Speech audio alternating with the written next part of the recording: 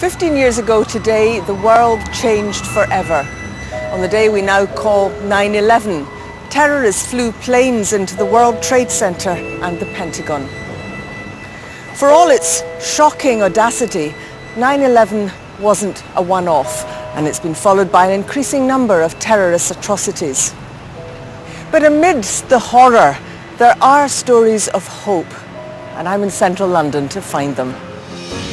Cardinal Vincent Nichols reflects after his own visits to the scenes of the attacks in France. The Christian virtue of hope is living an uncertain present in the light of a firm and clear future. And we hear from former hostage Terry Waite, 25 years since his release from captivity. Never ever believe that there's nothing that the ordinary person can't do.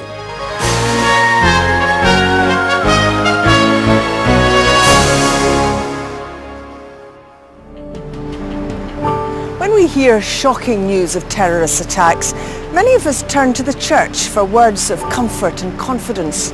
The hymn writer Stuart Townend has tried to find these words in our first song.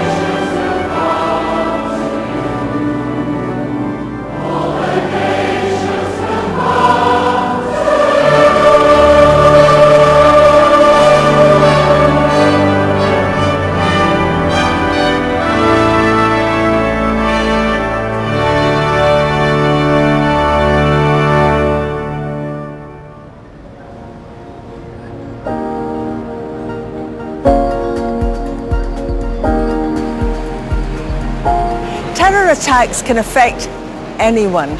That's what's so terrifying.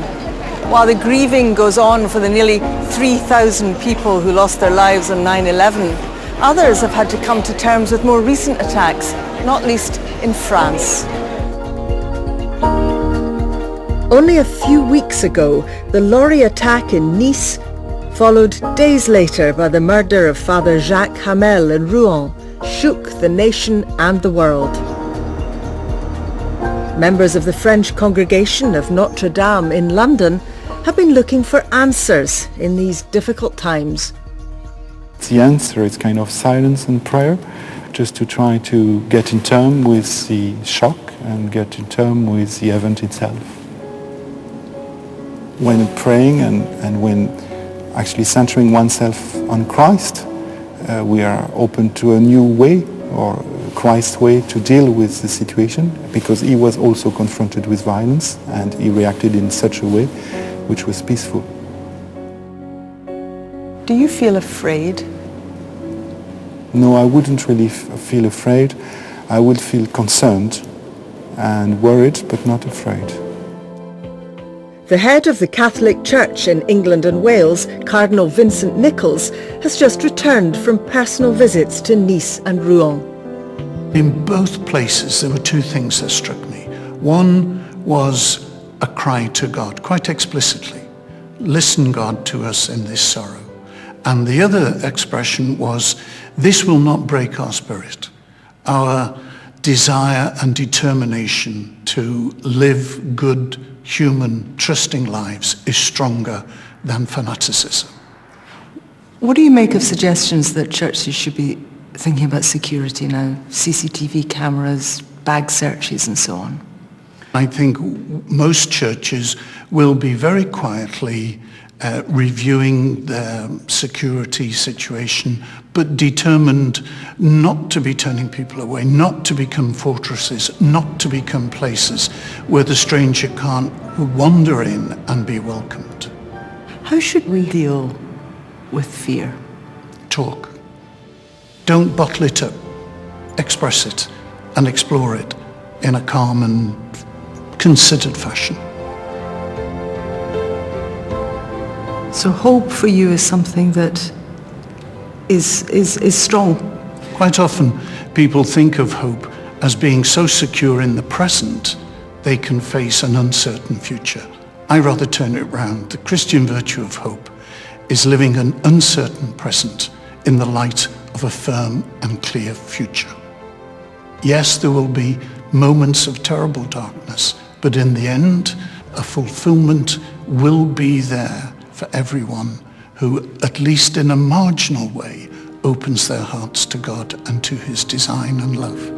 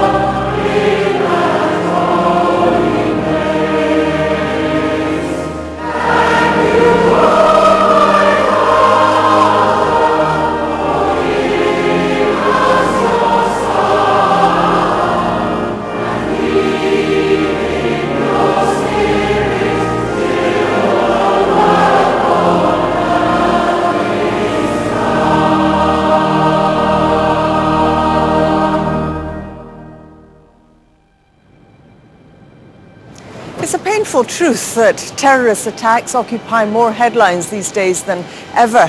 One man well qualified to take the long view is Terry Waite, who was released 25 years ago from being a captive in the Lebanon for 5 years.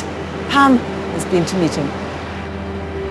Terry Waite is one of the few who knows what it really feels like for a Christian to be held captive, tortured, threatened with execution, and live to tell the tale. Since his release, he's continued to devote much of his time to humanitarian and peacekeeping work.